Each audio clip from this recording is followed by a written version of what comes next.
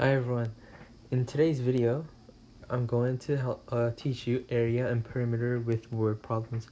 So if you've checked previous videos, you probably know how to do word problems. Area and perimeter, and in general, most of you guys might know it. But a brief review for those of you that don't know is area is just example area is just length times width. Oops, this is pretty uneven. Redo it. It's just length times width.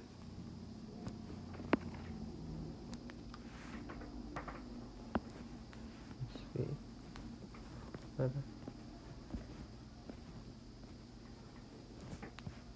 Length. Well, that's a pretty bad L. Never mind. I'll just do it like a normal L. L. This is not a 1, that's an L. Length times width. You can't do width times width to get an area, or length times length to get an area. If it's a rectangle, it has to be two different numbers.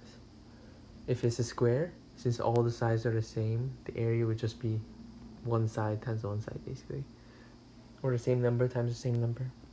And as for perimeter, it's just length plus width plus length plus width. Just add up all the sides you have. Add up all the sides you have.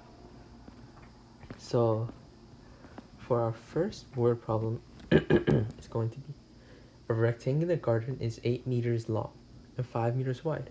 Calculate its perimeter and area. Oops. So it's a rectangle. We know that. We know the shape. Sorry, it's pretty uneven.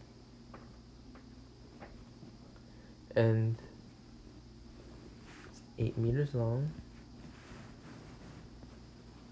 and 5 meters wide. So to find the perimeter first, you could just add up all the sides, or you could just, a faster, more simple way would just be 2 times length plus width.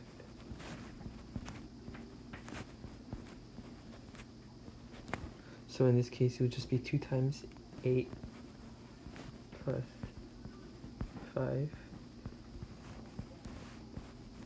In case you might not know what parentheses are there to let you know which part of the equation to do first.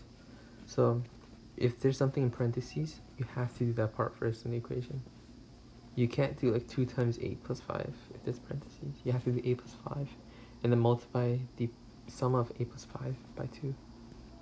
So it's just going to be 2 times 13 equals 26 meters.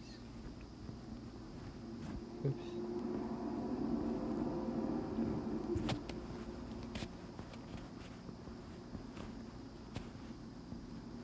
Oops, not a lot of space.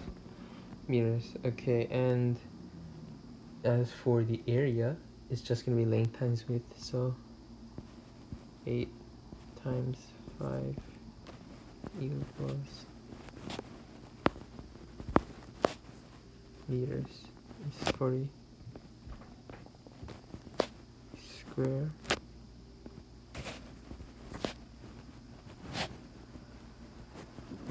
So when we do word problems or problems in general from now on, we're going to focus, we have to get the units right. Meters and square meters. It's meters for perimeter because you just add up meters by meters. So it's just the same unit. But if you do meters times meters, it becomes square meters because you're not adding it up. It's like the unit is getting squared, just like 5 times 5 is 5 squared. Meters times meters is meters squared. Okay, then as for the next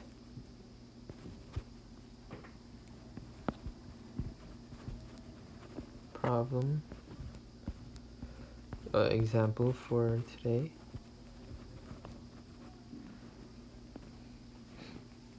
Example 2. A square field has a perimeter of 20 meters. Find the length of one side and its area. So we know that it's a square, and we know the perimeter equals 20. So what does this mean? Well, in this case, it's a square, and this is extremely helpful to us because we know that a square, all the sides are even. So 20, and perimeter is just adding up all the sides, right? So 20 divided by 4 helps us know what one side equals to, or all the sides, because one side is the same as all the other sides. 20 divided by 4 is just 5. So all the sides are 5, which makes finding the area easy. Finding the area would just be 5 times 5, which is just 25 square meters.